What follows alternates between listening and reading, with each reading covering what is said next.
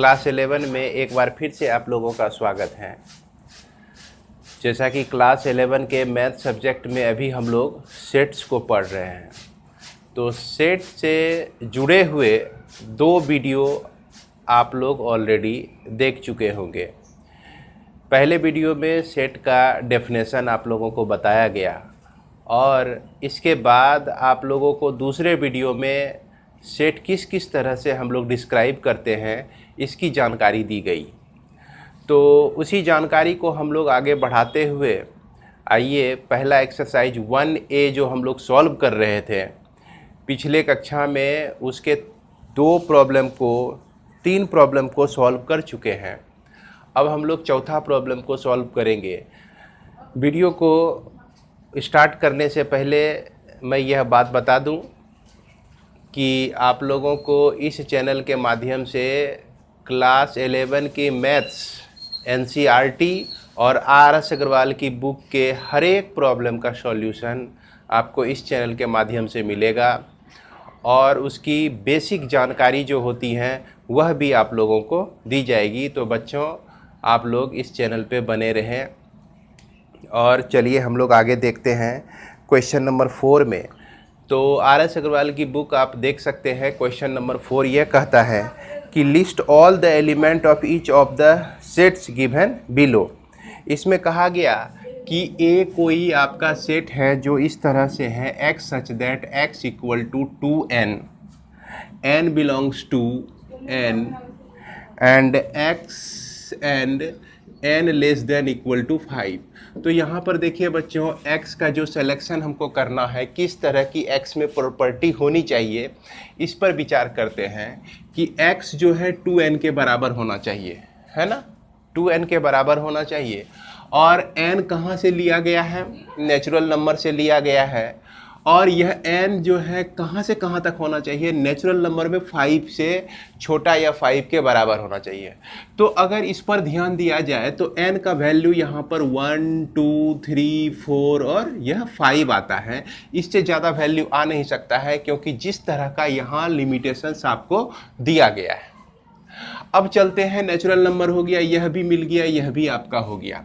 अब इस वैल्यू को आप अगर इसमें रखते हैं तो इस हिसाब से 2 इंटू 1 तो यह 2 होता है, 2 इंटू 2 तो यह आपका 4 होता है, 2 इंटू 3 चूँकि n है यहाँ पर तो यह 6 होता है, फिर 8 होता है, फिर यह आपका 10 होता है। तो यही आपका रिक्वायर्ड एलिमेंट हो गया इस सेट के लिए। अब दूसरा नंबर क्वेश्चन आप देख सकते हैं। दूसरा नंबर में है b equal to x such that x equal to 2n plus 1 और यह n जो है आपका होल नंबर है। क्या है? Whole number. होल नंबर तो जान ही रहे हैं, नेचुरल नंबर में अगर 0 को मिला दिया जाए तो वह होल नंबर हो जाता है। और यह n जो है आपका लेस देन 5 है, तो n लेस देन 5 है और यह n होल नंबर भी है। होल नंबर 0 से शुरू होता है, 0 को लेते हैं 5 से छोटा है 1, 2, 3 और 4, उसके बाद 5 को नहीं ले सकते हैं। क्यों नहीं ले सकते हैं? क्योंकि यह 5 जो है 5 के बराबर हो जाएगा। यहाँ पे आपको प्रॉपर्टी में क्या सेलेक्ट करना है कि 5 से छोटे जितने भी नंबर हैं उसी को आप इसमें एंट्री दे सकते हैं। अब चलते हैं हम, ये होल नंबर भी हो गया और ये दोनों प्रॉपर्टी फुलफिल हो गई। अब ये तीसरा नंबर की प्रॉपर्टी आपका कहता है 2n प्लस 1 के फॉर्म में होना चाहिए। अगर n की जगह पे हम 0 रख दें तो यहाँ पर 2 इंटू 0 प्लस 1 यह 1 होता है, फिर 2 इंटू 1 प्लस 1 यह 3 होता है, फिर 2 इसमें रख दें n के जगह पे, 2 इंटू 2 प्लस 1 यह आपका 5 होता है, फिर 2 इंटू 3 6 प्लस 1 7 और फिर 2 इंटू 4 8 प्लस 1 9। तो ये सारे एलिमेंट इसमें हमारा आ जाता है। इसके बाद क्वेश्चन नंबर 3 में हम देख सकते हैं कि 3 में आपका दिया गया है c equal to x such that x equal to 1/n और n बिलोंग्स टू n और यह n जो है लेस देन 6 है, लेस देन 6 है। तो उम्मीद है कि अब आप लोग को समझ में आ गया होगा कि n चूँकि नेचुरल नंबर है, लेस देन 6 बोल रहा है, तो यहाँ 1, 2, 3, 4, 5 हो गया। ये आपका n का वैल्यू हमको प्राप्त हो गया। और n को लिखना कैसे है, 1/n इस तरह से लिखना है। इसका मेन एलिमेंट जो है x है और यह x किस तरह से लिखना है, 1/n के फॉर्म में लिखना है। तो आपका यह टर्म आ जाता है 1/1, 1/2, 1/3, 1/4, 1/5। इस तरह से ये टर्म्स आ जाते हैं, जिसको आप इस 1/1 को 1 भी लिख सकते हैं, 1/2, 1/3, 1/4 और यह 1/5। इस तरह से हम लोग इस सेट के एलिमेंट को सेलेक्ट कर सकते हैं। अब इससे ज़्यादा नहीं कर सकते हैं, जैसा यह प्रॉपर्टी कह रहा है इस प्रॉपर्टी के हिसाब से इतना ही हमारा एलिमेंट आता है। इसके बाद क्वेश्चन नंबर 4 को बनाने से पहले चलिए इसको हम लोग मिटाते हैं, और आप लोग अपनी कॉपी में चाहें तो इसे अवश्य लिख लें बच्चों।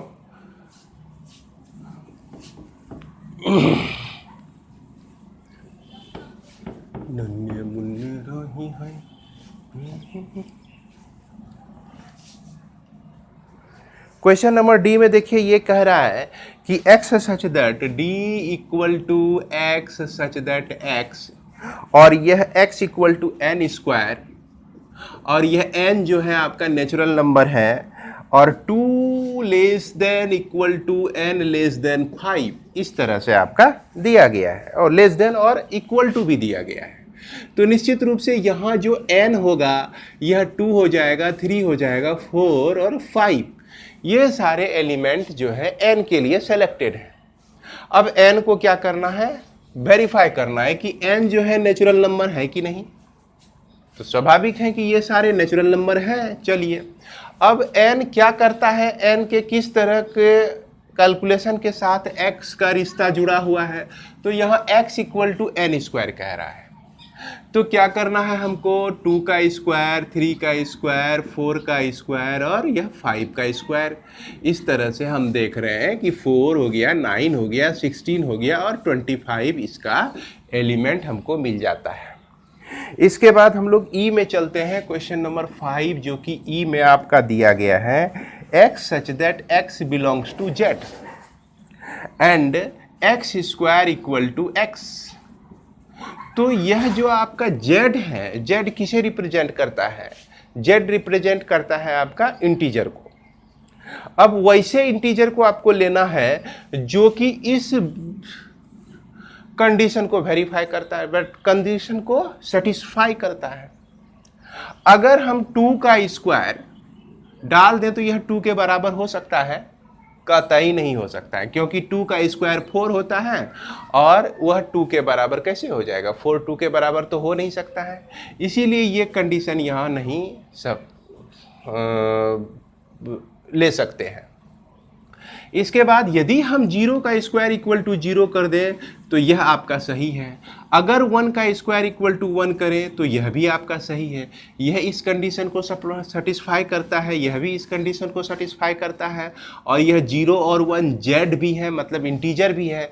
तो इसीलिए इस स्थिति में हम देख रहे हैं कि सिर्फ 0 और 1 ही एलिमेंट ऐसा है जो कि इस सेट में एंट्री पा सकता है। बाद बाकी जितने भी नंबर है इसको इस सेट से बाहर कर दीजिए।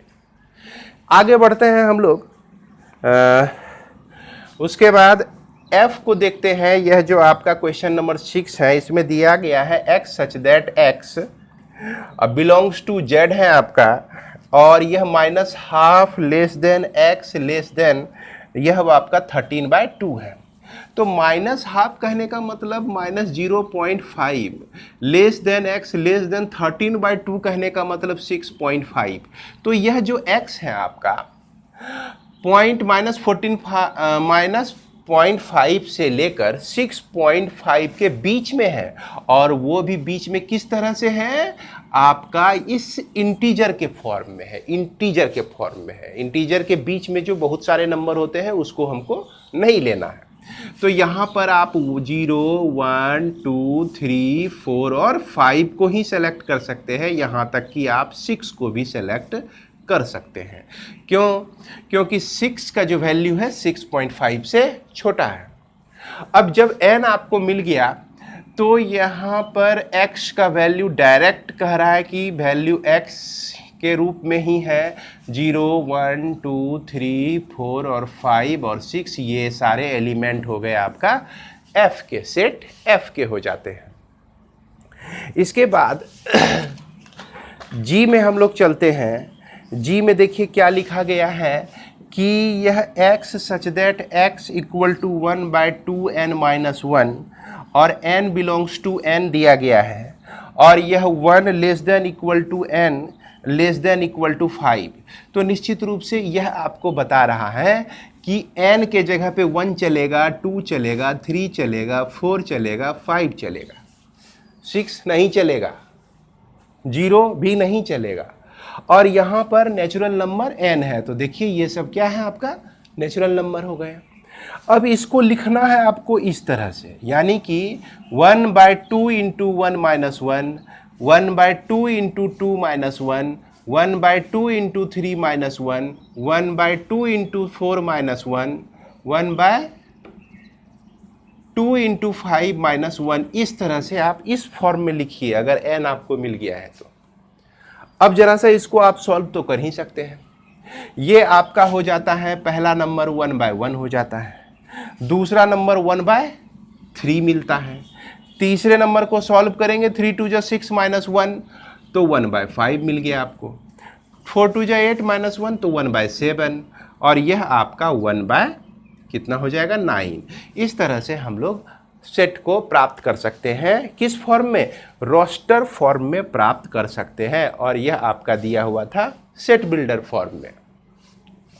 तो चलिए बच्चों, इसको हम लोग आगे बढ़ाते हैं और देखते हैं क्वेश्चन नंबर, आगे का क्वेश्चन देखते हैं। आगे आपका दिया क्या गया है,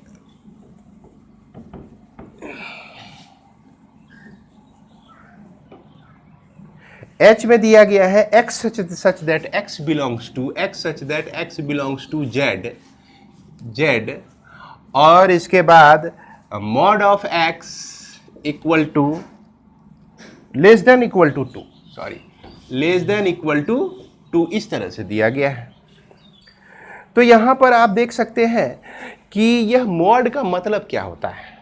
मॉड का मतलब होता है एब्सोल्यूट वैल्यू। जैसे -2 का एब्सोल्यूट वैल्यू क्या है, मतलब कि न्यूमेरिकल वैल्यू उसमें क्या है, 2 है। -3 में का एब्सोल्यूट वैल्यू क्या है, तो सिर्फ 3 है। यानी कि माइनस और प्लस को जब हम नेगलेक्ट कर देते हैं तो वह जो वैल्यू आता है आपका वही एब्सोल्यूट वैल्यू होता है। तो इसलिए यह मॉड में देखना है कि अगर हम 0 ले तो इसमें जब एलिमेंट का सिलेक्शन हम लोग को करना है किससे, z से करना है, यह इंटीजर होना चाहिए। अगर 0 ले, 0 का मॉड 0 ही होता है, वह 2 से छोटा होता है। चलिए 0 जो है इसमें आ सकता है। इसके बाद 1 लेते हैं तो 1 का मॉड एब्सोल्यूट वैल्यू 1 ही होता है जो कि 2 से छोटा है। 2 लेते हैं तो 2 का एब्सोल्यूट वैल्यू 2 ही होता है जो कि 2 के बराबर है, तो बराबर भी यहाँ हमारा चलेगा।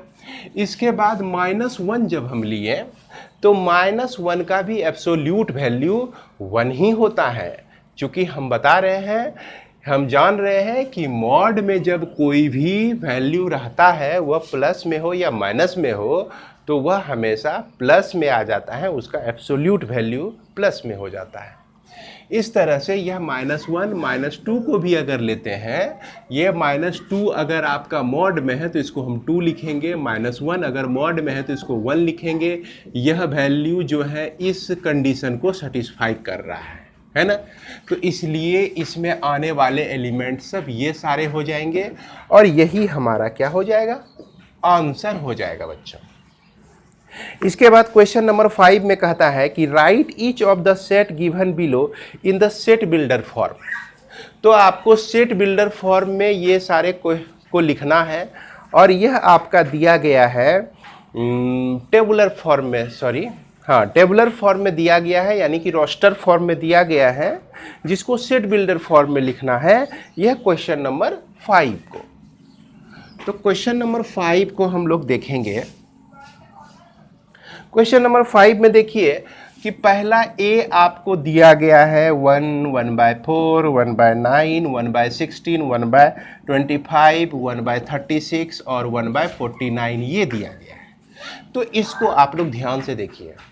ये कह रहा है जैसे कि 1/1 का स्क्वायर है, 1/2 का स्क्वायर है, 1/3 का स्क्वायर जो कि 9 होता है, 1/4 का स्क्वायर जो कि 4 का स्क्वायर 16 होता है, 1/5 का स्क्वायर 5 का स्क्वायर 25 होता है। इस तरह से दिया गया है।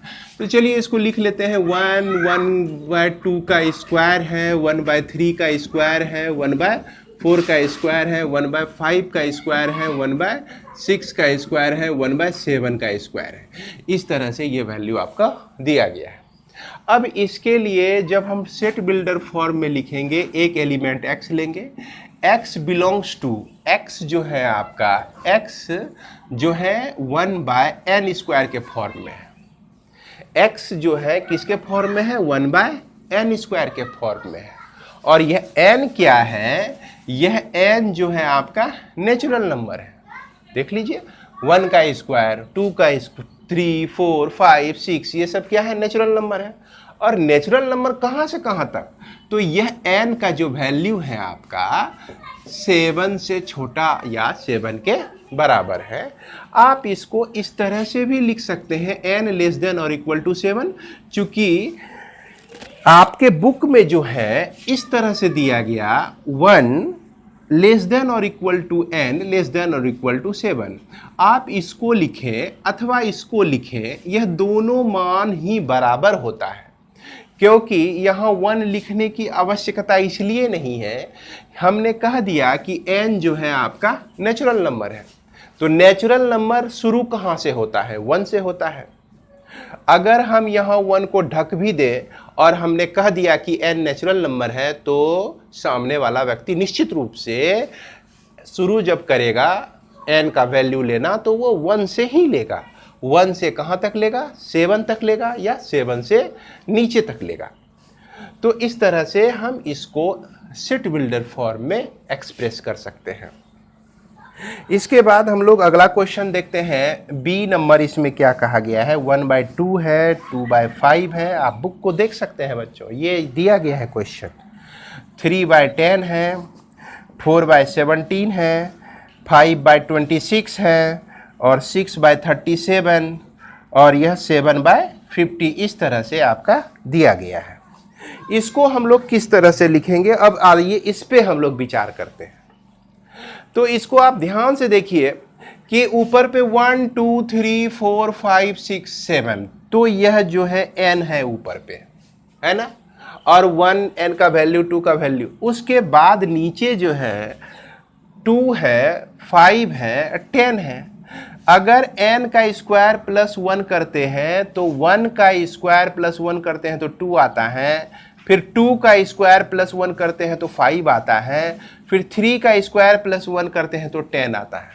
तो आप यहाँ पर ये सोच रहे होंगे कि सर इसको हम कैसे लिख सकते हैं, कैसे जानेंगे? तो इसके बारे में आपको थोड़ा सा विचार करना होगा कि किस तरह का रिलेशन हम वहाँ पुट करें जो कि हर एक के लिए क्या हो? ट्रू हो, सत्य हो।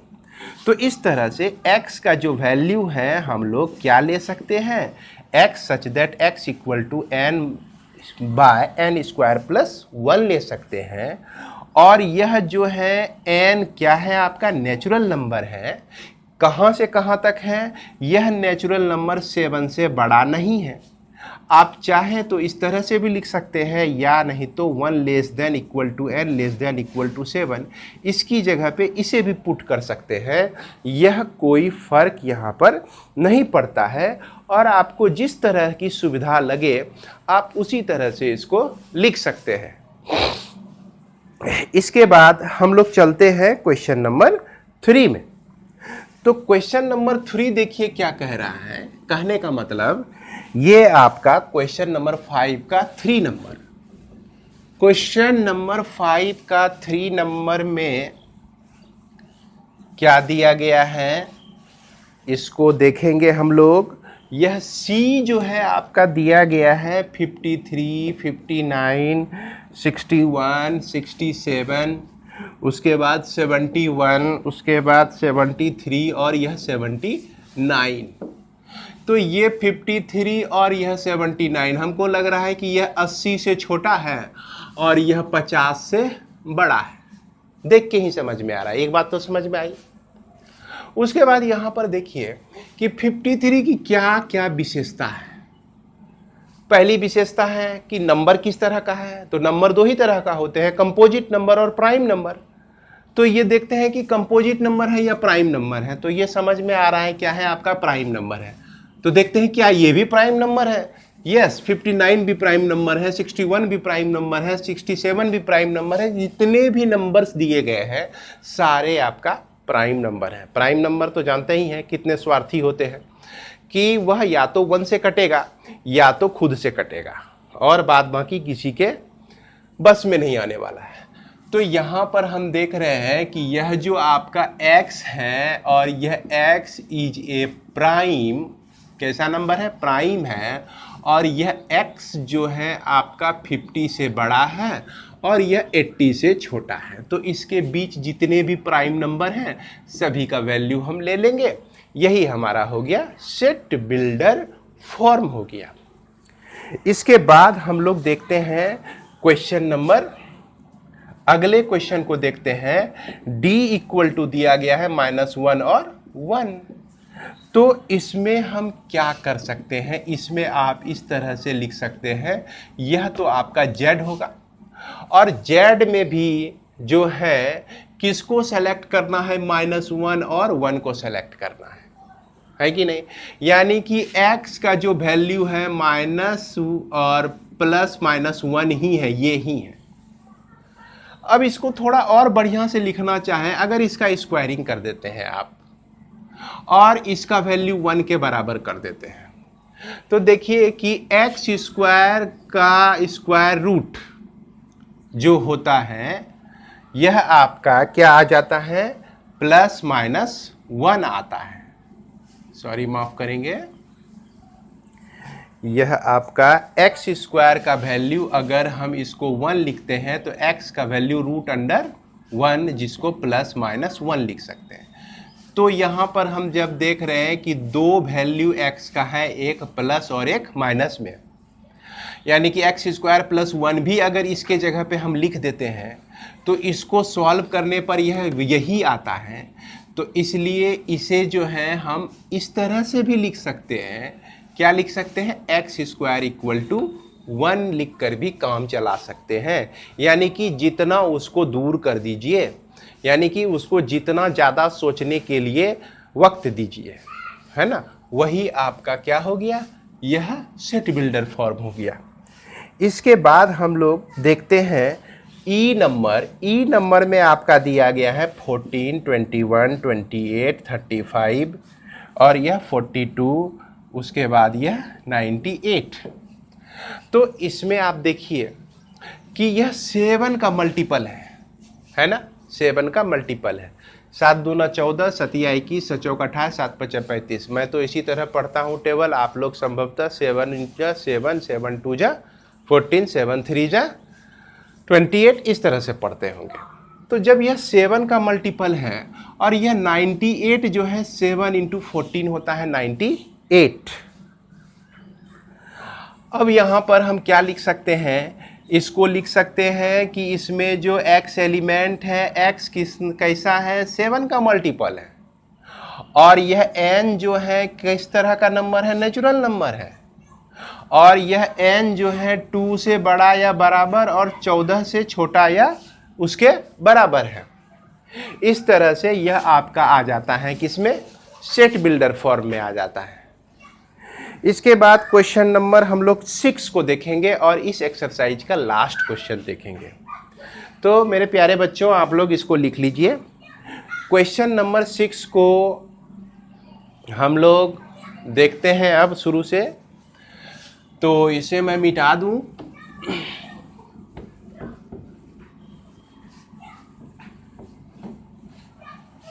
क्वेश्चन नंबर 6 को मैं बोर्ड पर पहले लिख लेता हूं। यह जो है आपका 1 में दिया गया है -5, 5 दिया गया है लेफ्ट साइड, 2 में आपका दिया गया है 1 2 3 6, 9, 18 दिया गया है।